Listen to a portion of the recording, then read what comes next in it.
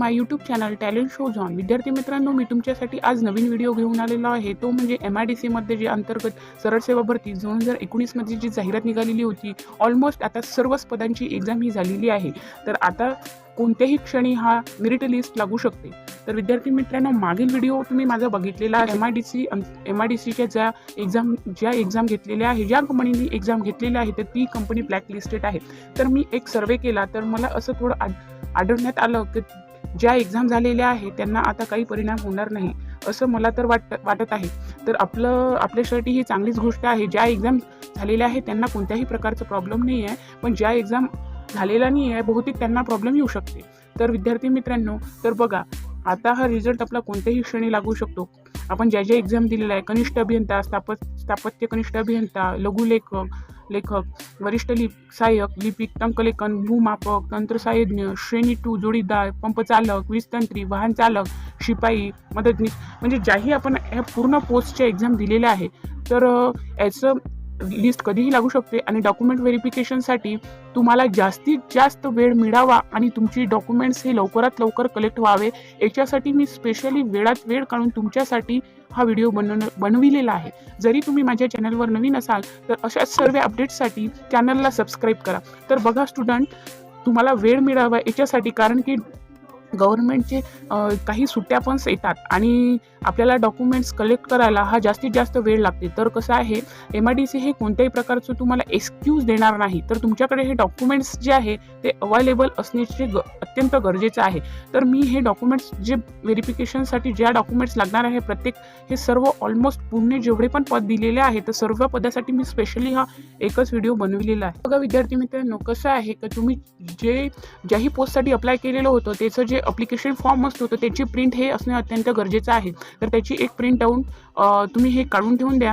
अन्यथा नसेल तर आपल्या जिथे डॉक्युमेंट व्हेरिफिकेशनसाठी जाते तिथे पण आपल्याला अवेलेबल करून मिळते. आणि शैक्षणिक अर्हता ज्या तुम्ही इनकेस तुमचं जे क्वालिफिकेशननुसार तुम्ही ज्या पोस्टसाठी अप्लाय केलेलं असेल, तर ते बेस जसं ज्याचं ग्रॅज्युएशन कनिष्ठ अभियंता वगैरे असेल, तर त्यांनी जे डिप्लोमा झालेला असेल तर त्यांच्यासाठी ते डिप्लोमा सर्टिफिकेट, आणि जे पण ITI जे NCVT केलेलं आहे त्यांची गुणपत्रिका आणि डिप्लोमा, ज्या पदामध्ये तुम्ही बेससाठी जे भरलेलं होतं 10वी-12वी हे तर हवंच असते. 10वी-12वीचं बोर्ड सर्टिफिकेट आणि TC, जातीचा दाखला, जात वैधतेचे प्रमाणपत्र, जातीचा दाखला हे असणे अत्यंत गरजेचं आहे. जातीचा दाखला असणं अत्यंत गरजेचं आहे. आणि जात वैधता प्रमाणपत्र म्हणजे कास्ट व्हॅलिडिटी जी आहे तुम्हाला हे 6 महिन्यापर्यंत तुम्ही तिथे पेश करू शकता. वयाचा पुरावा म्हणजे तुमचं जे एज आहे, एज प्रूफ करण्यासाठी तुम्हाला TC असणं गरजेचं आहे. अन्यथा TC तर असतेच, पण जन्माचा दाखला पण चालते, TC नसेल. अनुभवाचे प्रमाणपत्र म्हणजे ज्यांनी एक्सपिरियन्स सर्टिफिकेट मागितलं होतं ज्या पोस्टसाठी, तर त्यांना हे जोडणं अत्यंत गरजेचं आहे.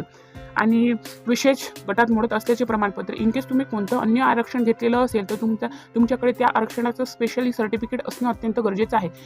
प्रकल्पग्रस्तामध्ये ज्यांनी टी केलेलं असेल तर त्यांना प्रकल्पग्रस्तासाठी ते डॉक्युमेंट आम्ही प्रोजेक्ट म्हणजे तुम्हाला प्रकल्पग्रस्ताचं हे बेनिफिट मिळालेलं आहे आणि तुमच्याकडे ते सर्टिफिकेट असणं अवेलेबल आहे. तर लहान कुटुंबाचं असल्यास म्हणजे तुमचं लहान कुटुंबाचा दाखला तर हा तिथेच बनवून घेऊ शकता. आदिवासी प्रमाण डोमिशियल ही असणं अत्यंत गरजेचं आहे. आणि ज्या प्रमाणचे तुम्ही आरक्षण घेतलेले आहे त्या प्रमाणचे डॉक्युमेंट्स असणं गरजेचं आहे.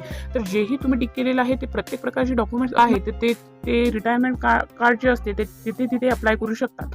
आणि महिला आरक्षणासाठी हा 33% आरक्षणाचा स्पेशल एक सर्टिफिकेट असते, तर ते बनवावं लागते आपल्याला.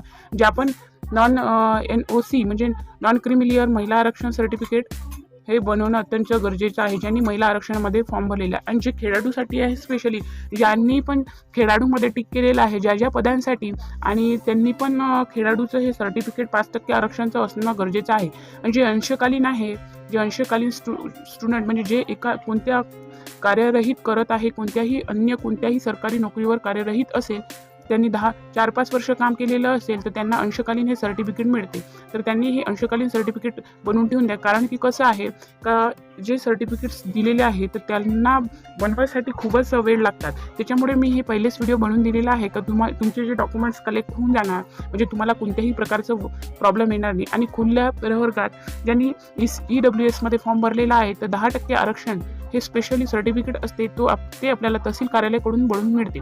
तर तुम्ही काय डॉक्युमेंट्स आहेत त्याच्यासाठी मी तुम्हाला सांगून देते. आता ज्या ज्या पोस्टसाठी तुम्ही अप्लाय केलेला आहे, जेही आतापर्यंत एक्झाम दिलेली आहे, कनिष्ठ अभियंता, survey, form department, form technician, all पोस्टसाठी मी जे बेस्ट डॉक्युमेंट्स लागतात त्याच्यासाठी मी स्पेशली तुम्हाला सांगत आहे की तुम्हाला वेळ मिळाला पाहिजे. ऑनलाईन भरलेल्या फॉर्मची प्रिंट, जेही तुम्ही आता ऑनलाईन भरलेला आहे तर त्याची फॉर्मची प्रिंट असणं अत्यंत गरजेचं आहे. महाराष्ट्र आदिवासी प्रमाणपत्र म्हणजे डोमिशियल सर्टिफिकेट ज्यांच्याकडे नसेल तर तुम्ही हे काढून घेऊ शकता, कारण की हे जे डॉक्युमेंट्स असतात याला काढायला वेळ लागते. त्याच्यामुळे हे आताच तुम्ही तयारीला लागा.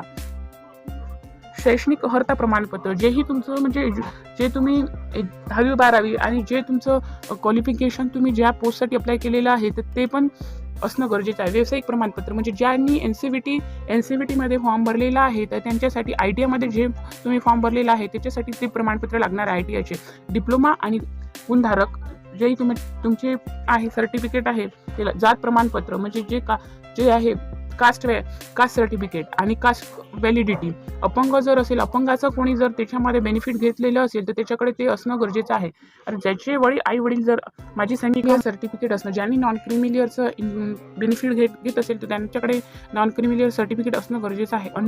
अनाथ बालक प्रमाणपत्र, ज्यांचं म्हणजे अनाथ बालक आहे तर त्यांच्याकडे त्या प्रमाणपत्र असण्याचं गरजेचं आहे. उत्पन्न प्रमाणपत्र म्हणजे हे कसं आहे का जे इन्कम सर्टिफिकेट असते, जे पण अकॅडमिक इयर असते तर त्याच्यानुसार ते नेहमी अपडेट करणं अत्यंत गरजेचं आहे. तर ते दरवर्षी नवीन काढणं गरजेचं आहे. तर तुम्ही त्याची लक्षात घ्या का हे जे सर्टिफिकेट आहे असू द्या. प्रगत गट मोडत नसल्यास प्रमाणपत्र आणि प्रकल्पग्रस्त, तर तुम्ही प्रकल्पग्रस्तामध्ये येत असाल, ही टोटली म्हणजे ज्याही पण लागते तर तुम्ही याचं स्क्रीनशॉट काढू शकता. अन्यथा मी माझ्या डिस्क्रिप्शन बॉक्समध्ये लिंक दिलेली आहे की कोणते कोणते डॉक्युमेंट्स लागणार आहे, तुम्ही तिथून जाऊन डाउनलोड करू शकता. तर बघा.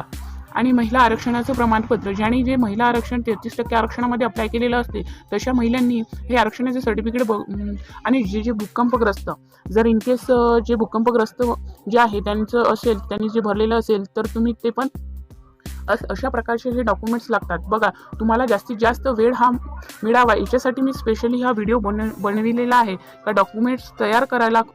डॉक्युमेंट्स व्हेरिफिकेशनमध्ये जाताना तुम्ही आपलं ID प्रूफ घेऊन जाणं अत्यंत गरजेचं आहे. आणि जे पूर्ण डॉक्युमेंट्स मी तुम्हाला सांगितलेले आहे त्याचप्रमाणे त्याचा 2 किंवा 3 सेट असणे आवश्यक आहे आणि ते पण सेल्फ अटेस्टेड केलेले हवे आहे. आणि त्याचप्रमाणे तुमचं जे फोटो आहे तो पण 1 किंवा 2 फोटो घेऊन जाणे अत्यंत आवश्यक आहे. अशाप्रमाणे डॉक्युमेंट्स घेऊन जाणं. तर बघा, हे सर्व डॉक्युमेंट्स तुम्ही तयार ठेवा जेणेकरून तुम्हाला कोणत्याही प्रकारचा त्रास होणार नाही. अशाच व्हिडिओसाठी चॅनलला सबस्क्राईब करा.